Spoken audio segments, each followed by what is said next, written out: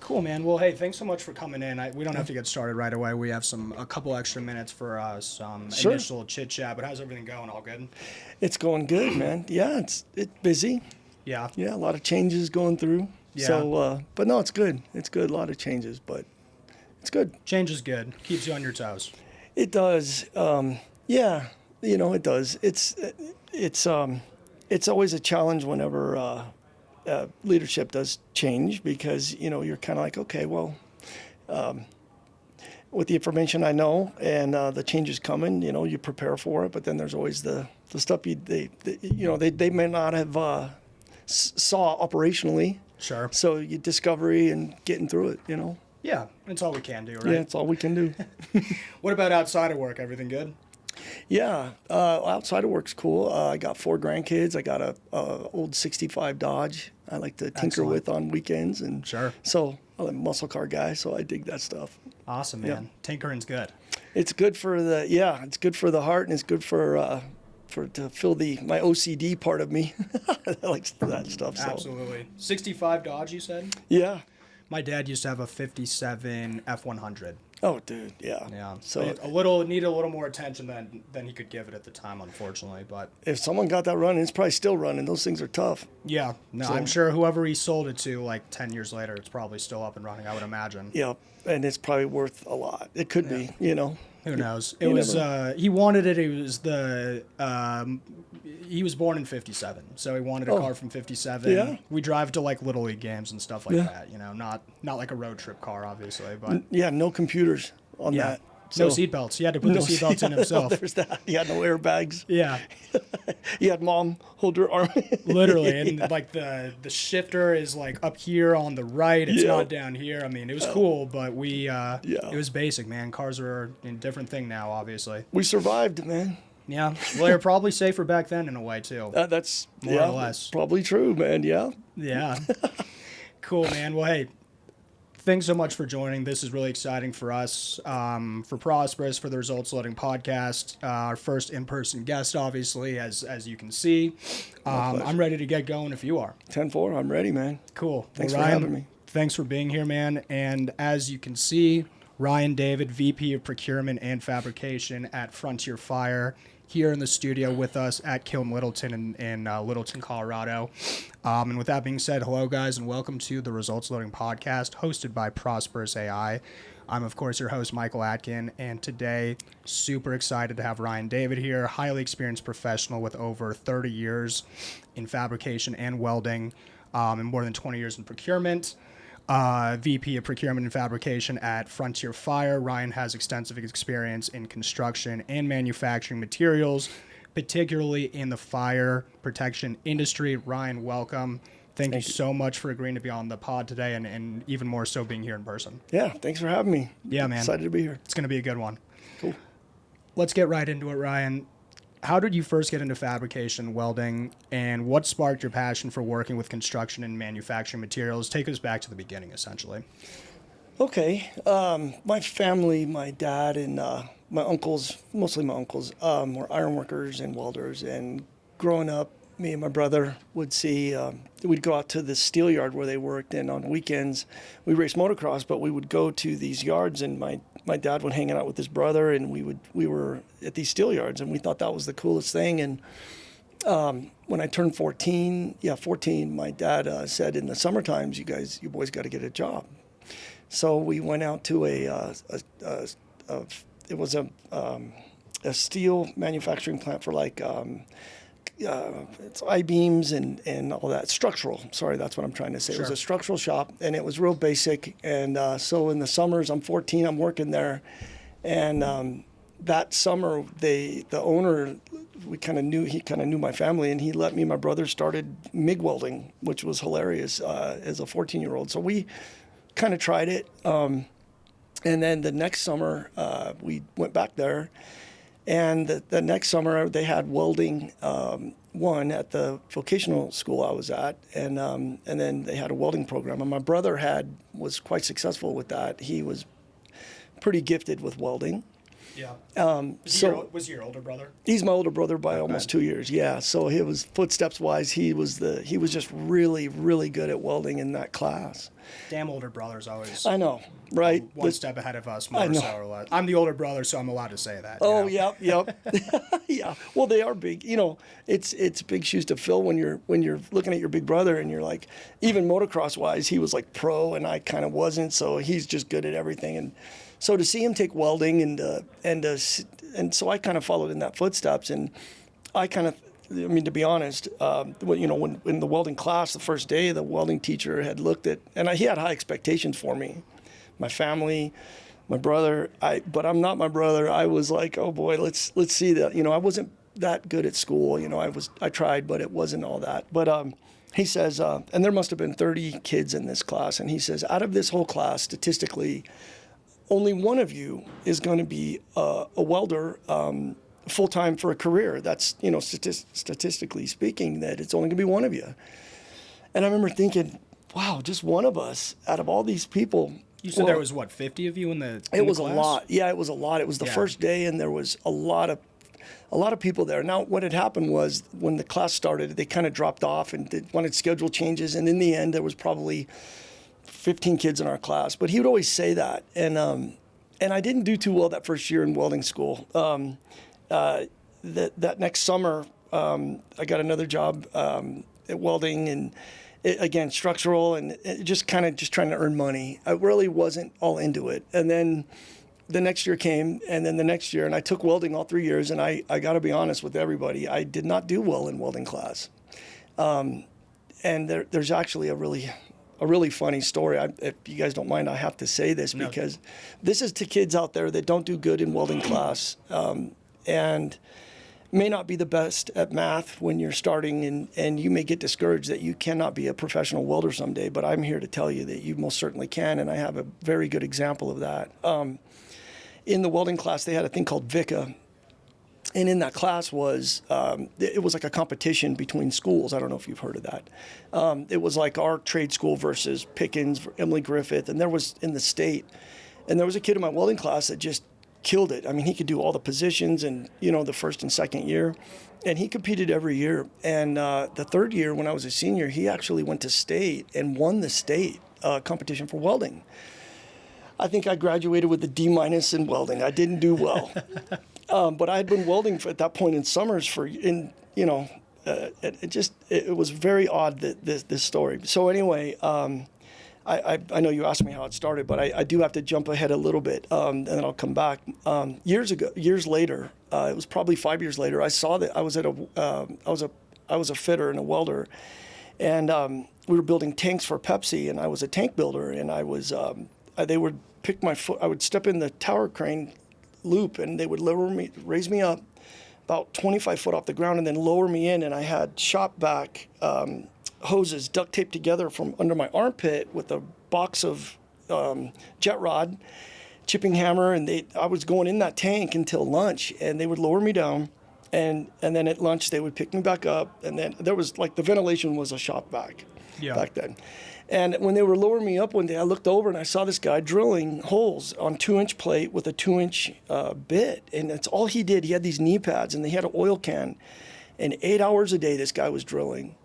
And I thought, God, that poor guy, you know, he just got to drill all day. And I had to weld all day. But so one day at lunch, I walked over there and I seen who it was. And it was the guy that won the state competition. And all those years ago, right? This has been 10, 15 years later, right? This is probably 6 years later. Okay, got it. Maybe 5, maybe even 4. It was weird. And I looked and it was him. And I said, whoa, you know, how have you been? And he says, what? He goes, I thought that was you. They're raising you up in the crane and putting you in there as an out-of-position welder. He goes, they let you weld? And I said, they make me weld?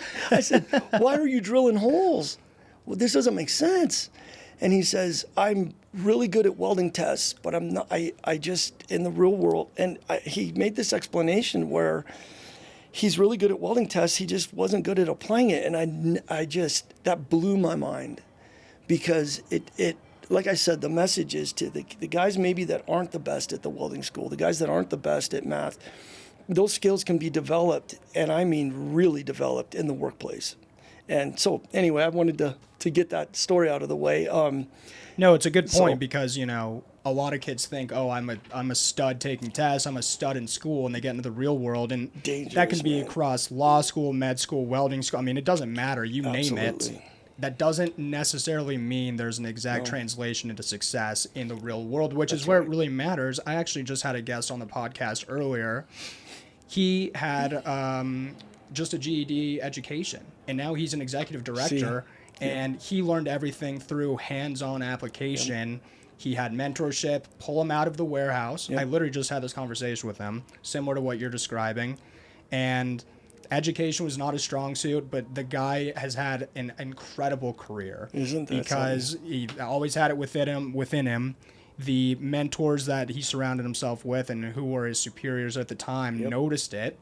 Said, there's no way. You're not a warehouse guy anymore. You're going to be uncomfortable. You're going to have some imposter syndrome. But the guy's been an absolute stud for 30 years now. You know? And I bet, and that's funny how that is, and you just said something key is to be uncomfortable. It's not comfortable to learn. No. It's uncomfortable. So if you find yourself uncomfortable, whether it be welding or whatever someone's doing, you're probably learning the most in that moment. It's a weird thing. I guess a lot of people don't learn how to learn. I didn't learn how to learn until I was in my early 20s, and that's really interesting. It's kind of embarrassing to say, but like if I would have mastered that as far as interpretation with task in school, holy cow! But you can't go back. So, but no, that's a good point. So good for him. Yeah, no, similar story and similar success to you. I mean, to your point, the reason I think you wanted to tell this story is because you don't need the Harvard degree. Nope. It doesn't 100% translate into the real world application. That's Hence right. I don't know if you guys were buddies or not, but No. you know, he was winning state and doing all this stuff, passing tests, and then it's like, well, look what happened. I thought it was going to be 10 years later. It was only 4 or 5. It was short. Yeah, it was weird. It was very weird, and that showed me a lot. It gave me a lot of confidence. Going, well, this ain't school. This is the real world, and so it's an interesting story. I hope I didn't sidetrack your question there. No. After welding school, I had my girlfriend, and we ended up getting married pretty darn fast after graduation. About 3 months after I graduated high school, and her dad said, "What are you going to do?" And I said, "Well, I've been working summers as a welder. I guess I'll jump in on that." And so this is 1990, and I got into production welding at first, and then my brother, like I said, my brother was really good at TIG welding. He was a master stainless and aluminum TIG welder, mostly stainless, but he's mastered TIG welding. He was working at a place called Cryanco, and Cryanco was building nitrogen tanks for the Air Force. And so it was all 6G, all fully, it was the real deal. So I got a job there with my brother, and I was working with, for the first time, masters. These guys were welding masters, fabricators, and I got to be shown what I thought was right technique. I mean, I was running spray transfer, and the guy, you can't do these anymore, so I'm not promoting this, but my mentor had come up. His name was Dan. He was not the nicest guy, and he says, if I see you death gripping that MIG, I'm going to reach over you while you're welding, and I'm going to try to pull it out of your hand, and if I can't, I'm going to knock your hood off. And I said, That's one way to learn, I guess. yeah, well, when you're welding, you're in the dark. Right. And so I'm just terrified this guy's going to walk up, and I'm trying to drag the cup. It was spray transfer. And then I felt the MIG lift, and then all of a sudden he knocks my helmet off. And after that, to this day, you can reach up behind me if I'm welding, and you could just Pull it right out of your hand. Pull it right out of my hand. Why don't you want it? Why don't you want a death grip? Why is that such a significant situation for the welding industry? No, it's a great question. I didn't understand that either at first. It was fatigue, and it was when you drag the cup, you're letting that guide you. And so it would be a good analogy is like if you were running a guide, with a ruler and a pencil, if you just really pressed up hard against that ruler while you're trying to make a straight line instead of sort of let it glide you. Sure. That's a really good analogy. So he was teaching me fatigue. If you squeeze that thing all day long and you are a true welder and not so much a fabricator, if all you're doing is hood time, and there's a difference, then you're going to get fatigued. You're going to get carpal tunnel. If you do that long enough, you're going to get carpal tunnel, all kinds of problems. So. Yeah. Yeah, and so how long was what kind of impact did Dan have on the rest of your career? I'm not sure how Man. long you ended up being at with that specific company, but Yep. you know, we were going to get into mentorship here as you and I Sure. discussed the other day, Ryan. Yep. Talk to me a little bit more about others like Dan, maybe Dan himself, and the impact they had on Yeah. the outcome of your career, and given, you know, your director or decision maker level now, Yeah. what impact did that really have on who you are today? Yeah, it had a lot, and it wasn't just him. Right, there's a few mentors. I think I've probably had 5 or 10 in 30. You know, who knows? But you become the mentor later on. But you still got those guys in your brain. You know, from when you're younger. I saw good, what I thought good was, and then I realized what good was, and it was so weird to know what at the time what I thought good was, and then when I saw great. That is the thing that was so humbling and something to aspire to, because I thought, my God, how do you get? I mean, there's good and then great, and I mean, when I say great, I mean great. I mean it is just the level of the way that they dress, the way that they carry themselves, the type of boots he has on, the way he's not scruffy. It was just on point, I guess is what guys call that. They're like the pros. Dude, it was, yeah. They're the New York Yankees versus, you That's know, right. the Sky Sox in Colorado Springs, for example, right? More or there you less. go. Yeah, right, a professional, right? Yeah. And years later, when I got into the Department of Defense, welding and fabricating, I saw other guys like that, and I wanted to be part of that crowd. So you act like them, you emulate them, and you do clean work. What's odd is in a professional career, you would go to production welding and then go to, you know, high-end Class A TIG welding, where to do one weld on a mustard gas unit, it may take you an hour to do, you know, with X-ray and travelers and all that. To do a weld 2 foot long, it may take you an hour. Sure. A prep and everything. But in production welding, you better do a lot more than that. So it's really a different contrast of fabrication and all that. So I mean, you know, he had a big. I've had a few mentors like that where really they still are in my head from 3 decades ago. Yeah, which makes him a pretty good mentor. At least Yep. you were listening, and 30 years later, the message stays true. That's right. Fantastic, man. Well, hey, transitioning into procurement a little bit. I'm sorry. Want to stay on the subject of challenges real quick before we move on to procurement, which we'll of course get to now with what you're more involved in today. Yeah. But 30 years of experience now. What were some of the earliest challenges you faced? I know we just covered a lot of content in the first 10, 15 minutes Yeah. here, but in terms of challenges, what were some of them that stick out to you that come to your head right away, and how did you overcome them?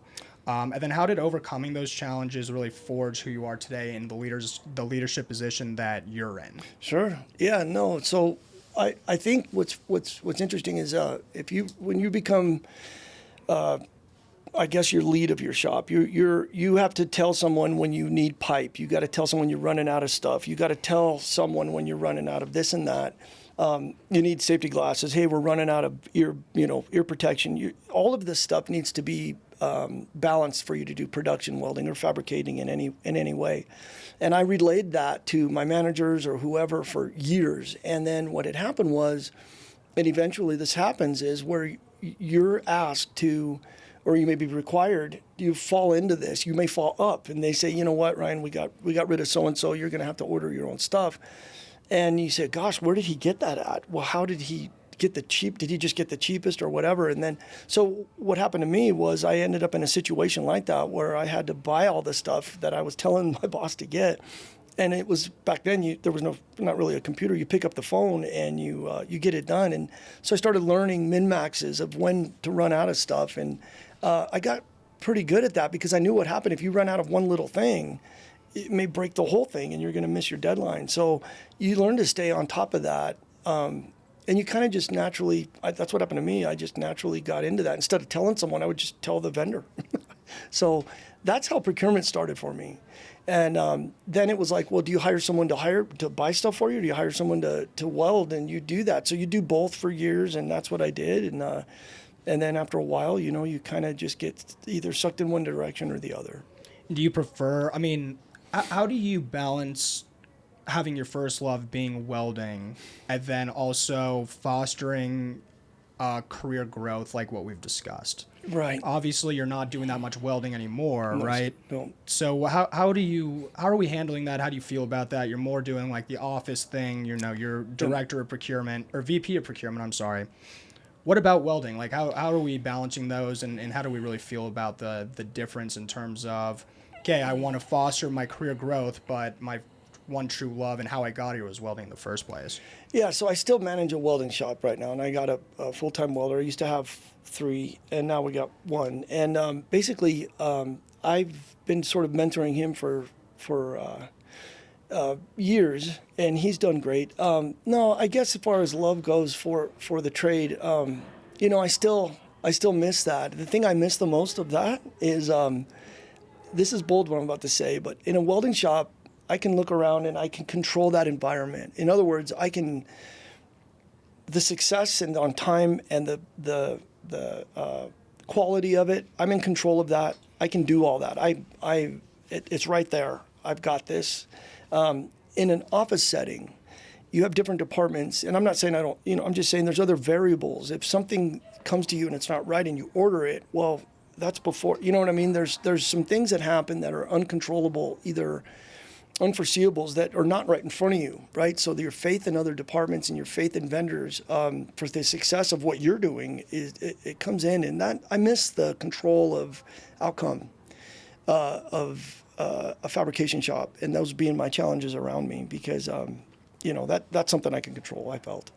Yeah, but obviously you still those things are still tangible for you with the welding shop that you own. Yep. But with Frontier Fire, for example, it's like, well, there's a hierarchy, and we just have to play along more or less. Yeah, kind of. Like, you try to. I use analogies. If you're in a store and you're in the produce department, and you want the deli to run better because it affects you in some way. You gotta do chain of command, and you gotta do things that may affect that outcome for you. So maybe that wasn't the best. And I guess if in a setting where another department would, give you information to order stuff, and you want that better. So you learned how that other process works, and that's what I started doing. And that maybe, how those lists are created and quality controlled before they get to you to buy it and procure it. Buying stuff for the welding shop, buying stuff for construction sites, it's vendors, it's price, it's costs. It's vendor agreements. There's locked-in pricing. There's a lot of stuff to consider. That's kind of fun, right? All that stuff. Sure. Well, and still within your control.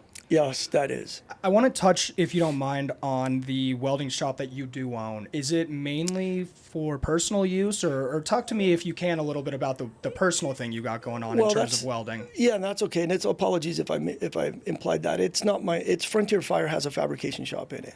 Got it. Yeah. Okay. Yep. Okay. And it used to be quite large, and now it's we use a lot of subcontractors for the welding now on bigger jobs. It's more of a specialty shop. It's pipe and you're overseeing it. I do. So you're doubling as VP of procurement, as well as you're overseeing the welding shop that is owned by Frontier themselves. Yes, sir, and the warehouse. Yeah, I oversee the warehouse as well. So the stock levels and all that stuff, the welding, fabrication, and then the procurement. Yes. Well, there you go. I mean, at least I was under the impression that you'd had to say, because the reason I asked that question, Ryan, is a lot of times I'll have entrepreneurs on here who are engineers. Yep. And they started a business because, tech is obviously huge right now, and it's only going to get bigger. The onslaught of AI coming to the mainstream, et cetera. Yeah.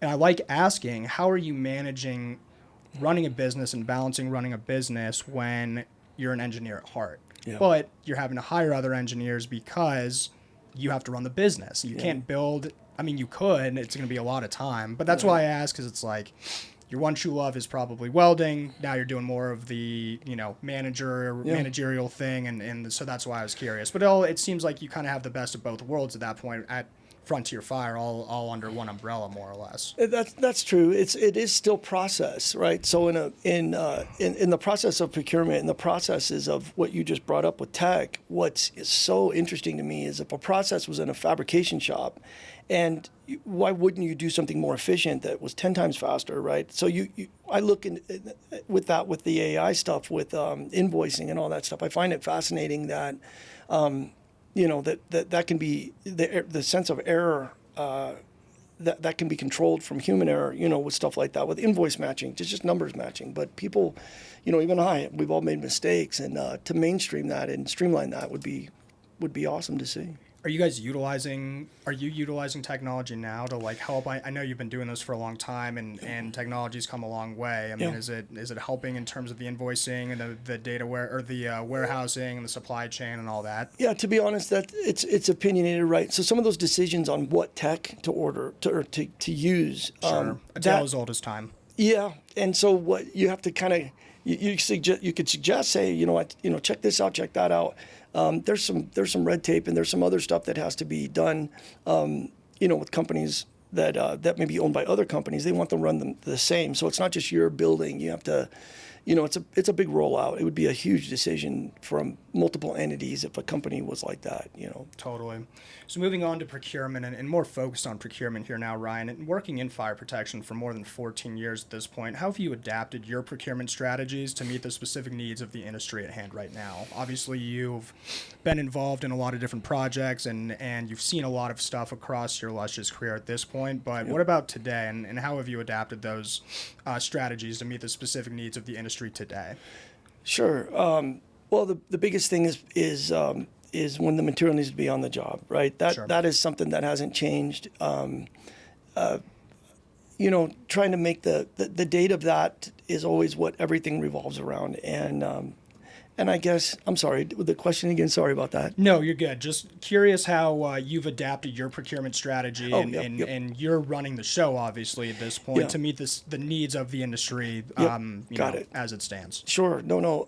What I was going with that, and I apologize for that.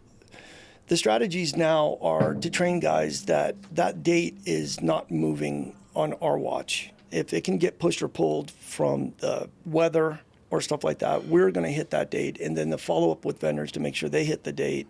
There's many moving parts. If you're a purchaser and you're in fire protection, you get a list. It's probably not going to be one vendor that you get the list to send it. It could be split up into many, and you have to navigate that. You could get a request for PPE and has nothing to do with fire protection. You gotta know that. So that's I guess that's probably that.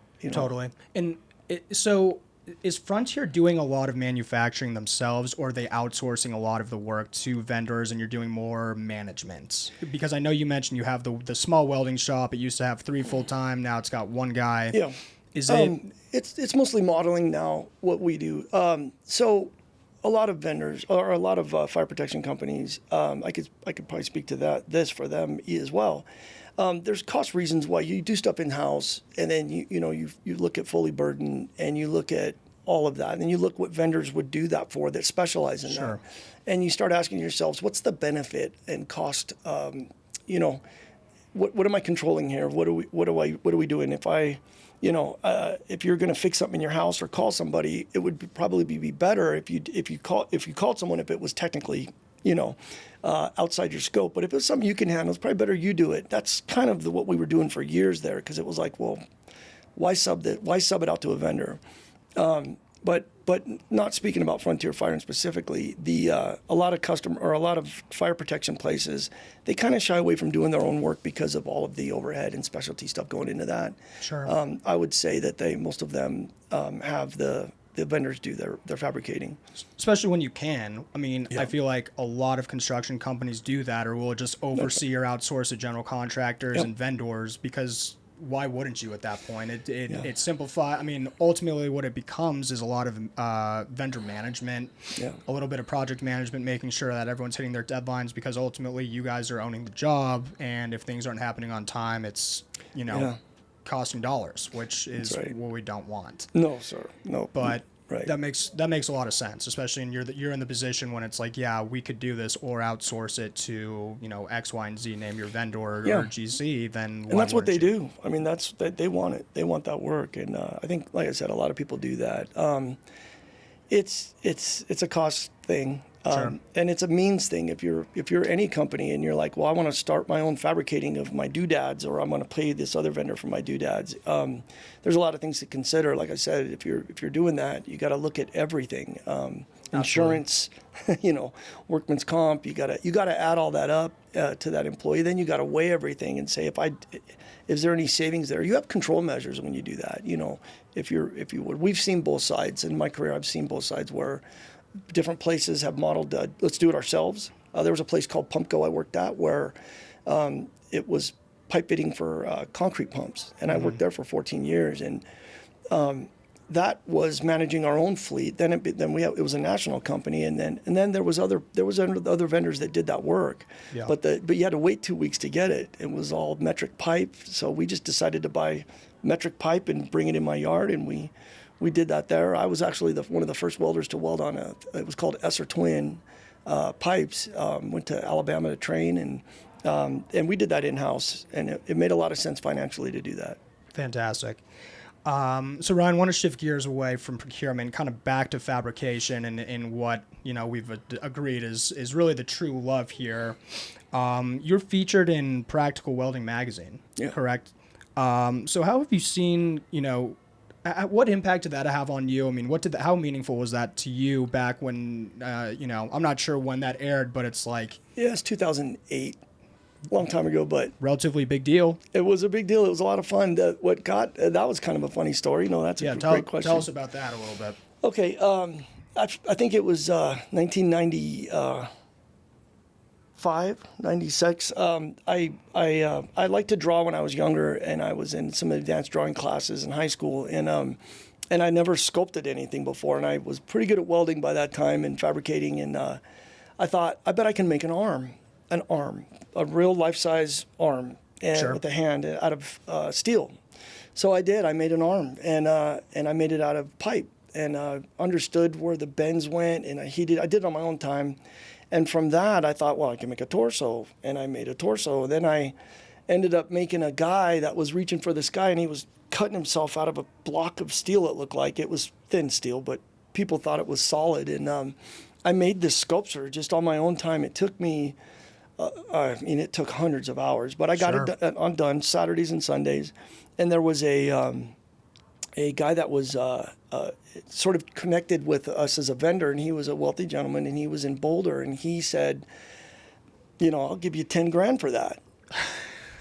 And so Okay. so that starts right. So then I start sculpting metal, and next thing you know, I figured out how to do kind of anatomy out of pipe, and that was there was no internet to look this up. There's no library for this. There's no playbook. Sure. And so I just dove straight into that with a full 50-60 hour job at what I was doing at concrete pumps. And then on Saturdays and Sundays, the owner at the time was pretty cool. He let me use the shop on Saturdays and Sundays. And I cranked out artwork in those years, man, like you wouldn't believe. And I ended up doing Wide Open Whatevers in Denver. I did the Cherry Creek Art Festival. I did the metal sculpting sort of Olympics for shows. Happens to be one of the biggest shows in the world is in Loveland, Colorado. Oh, you're kidding. No. Who would have known? Who would have known? And I got juried into that, and I brought all my stuff up there, and next thing you know, Practical Welding Magazine's doing an interview, and they want to know about my background and how I got into metal artwork. And it was just my own thing, and it paid the bills, man. It was cool. I was doing abstract pieces. Like I'd come in on a Saturday and do like a thing on a wall. I'd finish the whole thing in one day, and those were going for like $1,000. Back then it was. You're kidding. No, it was cool. This was on top of your 60-hour-a-week job. Yeah. For years, I worked 7 days a week for probably 4 years, and I missed a lot at home for that. And I'm not proud to say that, but I was going all in, and then it came to a point where. Am I going to go into metal sculpting, or do I want to keep my day job? And I really wanted that, man. I really wanted to do that with art. I thought that would have been cool, but to upstart something like that it was not doable at the time. I had young children, and I couldn't never do it. So I dabbled. I kind of put it away, and I never sculpted again up until was it 2011. 2012. I mean, I stopped, and the owner of the company that I worked for said, "If I commission you to build me a gargoyle, would you do that?" And I said, "Yeah." And what was weird was I did that, and I took such a break from that for so many years, and I came back and just cranked that out. It took about a year to do that on Sundays, but it was one of the best pieces I've ever done after taking a break like that. That was cool, and I haven't done it since. I was gonna say, did it look awesome? Yeah, it was a he's got it at his house. The owner of one of the welding supply stores. I ended up building a few gargoyles. One of them was for they have the House of Blues or whatever. This was Sure. called the House of Rock, and the guy from Slayer and Megadeth saw it, and they commented, and that was up on this bar in North Glen for many years. I heard that now it's at a tattoo shop in North Glen. Those gargoyles they're meant to stick over a roof and kind of point at you. Like a normal gargoyle. How big were they? Life size, big as us. Wow. They one of them I built was about 500 pounds, the biggest one I ever did, and it was a gargoyle holding a dragon's head. So That's awesome. they kind of told me what it was. But so metal sculpting is what got me into the and sort of background. There was a lady, her name was Stephanie, I forgot her, the editor, Practical Welding Magazine. But anyway, she was cool, and I sent some pictures in. She did an interview with me. She came out to Denver, and that was that. Yeah, it was pretty cool. So what did that do? I never really tell people about that. I never used it to get a job or anything, or bragging rights. That plaque is in my garage at my house, and so it's kind of a cool thing to have done. Yeah, no, absolutely. I mean, to be featured in a magazine like that at all, and then, for people to come to you and offer you money for stuff that you're just doing on Sundays is kind of the deal, right? Scrap metal, it was scrap. That was the rule. I had to get it out of the scrap bin, and that was easy. So keeping costs low. Because I was going to say, I mean, is it expensive to acquire that? But no, if you're just pulling it out of the scrap yard, then it's basically no overhead.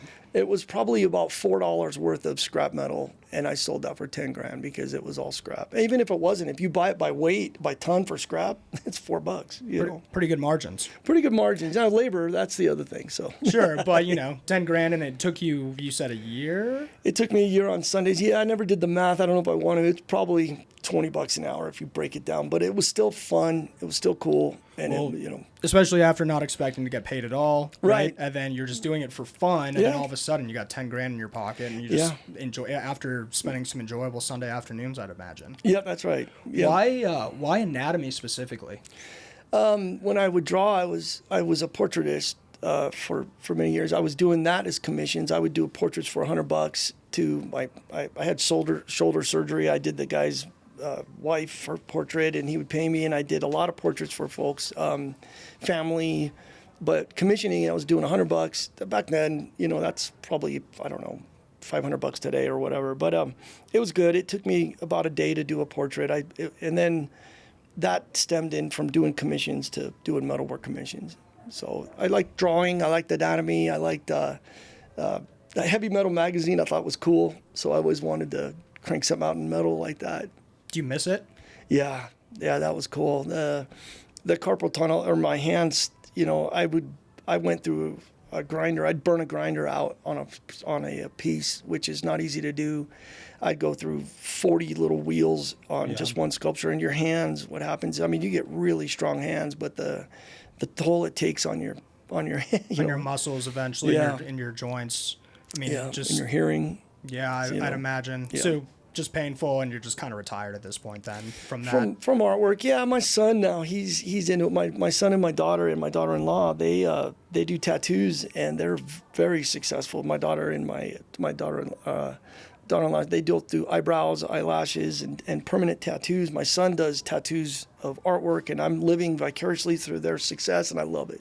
Yeah, you know what? If your kids are doing it, and it's like watching your kids play baseball, for example. It's like, you know what? I'll take it. That's right. I love it, man. It's good to see them take it and be creative, and that's super fun. That's fantastic. Yeah. So looking ahead, Ryan, what do you see as the biggest trends or changes coming to the procurement and fabrication industries in the next few years? Where do you think we're going here? I think AI is going to have a lot to do with procurement. I really do. I don't mean it in the sense of like if it was a welding, if someone would say that in welding to me, the robots, they're going to take over all the welding. There's certain things that's just not true. In job shops, that'll never happen. And in fabrication shops, high production, sure. But they still need welders to program that stuff. Yeah, so, always. But with procurement, I do see some automation going there just because it's common sense that it would be, it can work and it should work. And procurement-wise, if it's set up right, it's just a matter of time. And I do think it needs to be tailored to each construction industry, whether it be the structural guys, iron, or the electrical guys, or any procurement in that field, it has to be tailored to those vendors in that they're each niche, right? I mean, it's its own world. And so if someone were to master that, it's gonna be cool to see. Got it. And so AI obviously inevitable. It's, I know there's a lot of AI fatigue around all industries, but it seems like over the past few months, it's becoming a little more accepted. There's a little bit less resistance going on than, say, maybe last year when people were panicking. I don't want anything to do with that. AI is going to replace me. Robots come next. Yeah. More so, it's those who utilize AI are going to be ahead of those who continue to be resistant. And that's in the welding industry, the, medical industry. I mean, you name your industry, that's going to be the case. I don't think AI is going anywhere, but I don't think the point or the purpose of AI is to replace anybody either. No. There's always going to be that need for human touch. That's right. And that's what people need to be open-minded with that. If you were old enough to remember, if anyone's out there, and when computers started coming into the fray of shops and in business, people, oh, it's a computer. Oh my gosh, I could write this down.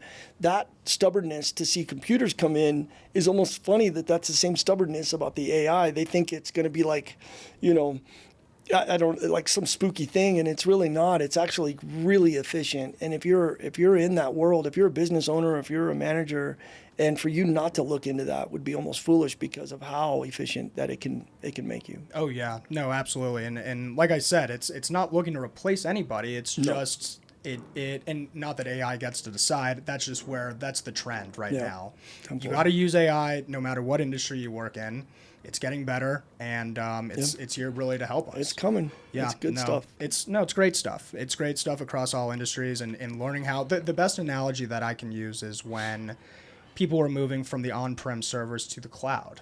Yeah. Everyone was thinking Apple's coming out with the cloud. Oh, store your stuff in the cloud. Everyone's going, what the heck does that mean? Right. I have no interest in the cloud. Is it people looking up at the sky like it's literally up there or something? Yeah, because they had to share it. Yeah. Yeah, and it's like, what? And so anyway, it's going to be similar, like hump to overcome, and in a few years, it's going to be a thing of the past. That's right. Yeah. Yep. So Ryan, look at advice. I know you really wanted to harp on this during our pre-chat the other day. Obviously, as we've heard a bit today, you have an amazing story, amazing come-up story. Your growth throughout your professional career and starting at a young age and still doing it, several decades later. What advice do we have for the young professionals looking to build a career in fabrication, especially in industries like maybe fire protection or construction, for example?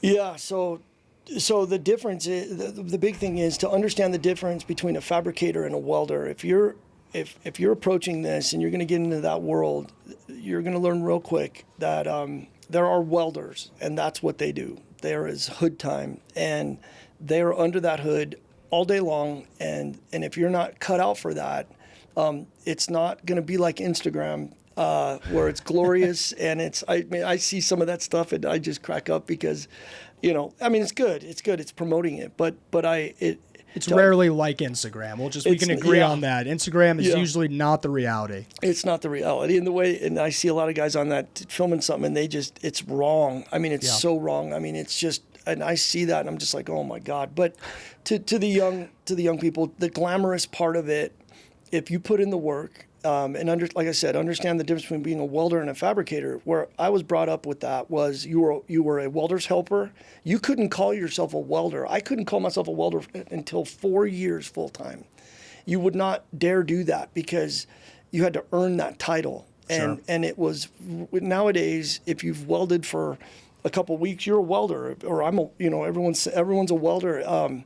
That word, man, like I said, I had to earn that. I was a welder's helper for years, and then you become, anyway, it goes welder's helper, then you become a welder, then you become a fabricator, and a fabricator, that's where you learn the math skills and trig and geometry, and to me, that's mastered. You become, welding was a step to become that, albeit years and years and years, but that fabricator, that was the title I wanted.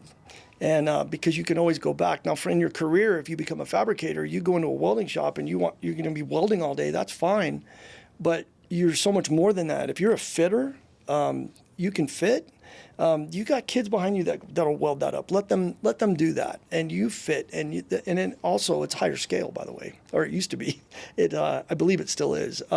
Welders on a pipeline, those guys can kill it. Those guys, I'm not talking about that. That's a whole different ball game. Pipe welding in the oil field is a whole nother. Those guys are wicked good. Again, that's a different thing. But fabrication, building things from nothing to something in a shop, job shops, just understand production welding to welding anything like production welding. I just said that twice. What I mean is being a welder under your hood all day in a job shop, or being a welder all day in a production shop, and then being a fabricator and able to do all of that. That's the big difference. So don't skip steps. Don't skip steps, man. So what is the deal then with you had to be a welder's helper for 4 years and you barely called yourself a helper at all, and now kids show up for a few weeks and they're welders already? What's going on? Well, maybe I'm just getting old, but I mean, you don't call if you put on hockey skates and go do that on a weekend, you're not a hockey player. Right. If you play catch football with your friends, you're not a football player. Are you playing football? Sure.